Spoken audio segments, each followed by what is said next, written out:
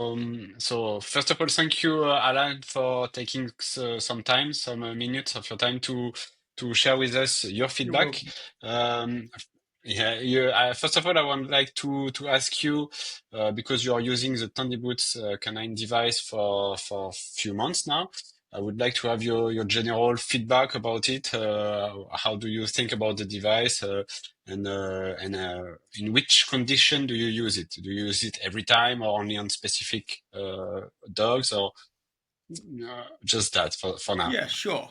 So I think the overall feedback is it's very easy to use, and that's important Hmm. when you're working with clients that don't have a lot of time. So it's very easy to use. It's very easy for the dog to walk with.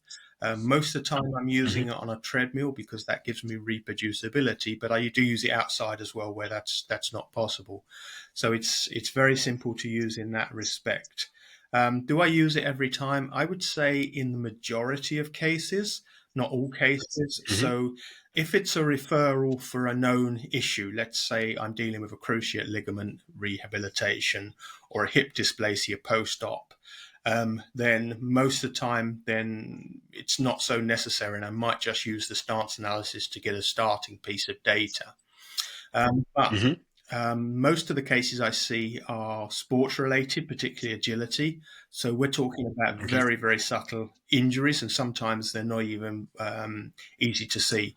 And that's when I think the gait analysis material unit really comes in use because it gives you data that, quite frankly, is so hard to see visually. And Hmm. sometimes you can't even tell by palpation. But the gait analysis will pick something up and then guide you to really focus on that particular area.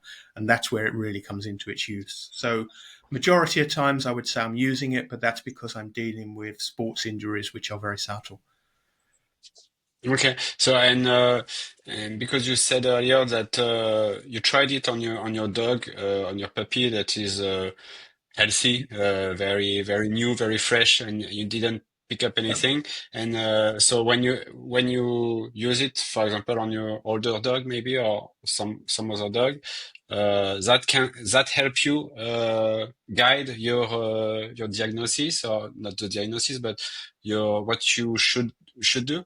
Yeah, and let me give you a good case example. So, Yeah. let's say about 6 months ago, I saw a case, and the owner was doing agility, and they said the dog had an issue, a particular issue. Did a Hmm. stance analysis. The stance analysis was pretty good, pretty even within operational error.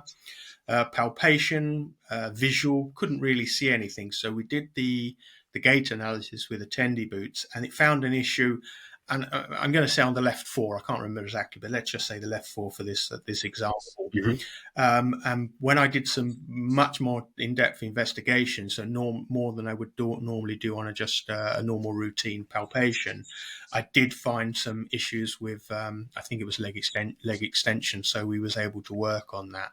I think it's fair to say without something like the gait analysis that would go pretty much undiagnosed or unforeseen until it become a major issue. Because what you've got to think is most of the Okay. time, this is happening on a very, very small basis. People continue to work, they continue to do sports, agility, and then the injury becomes traumatic. Okay.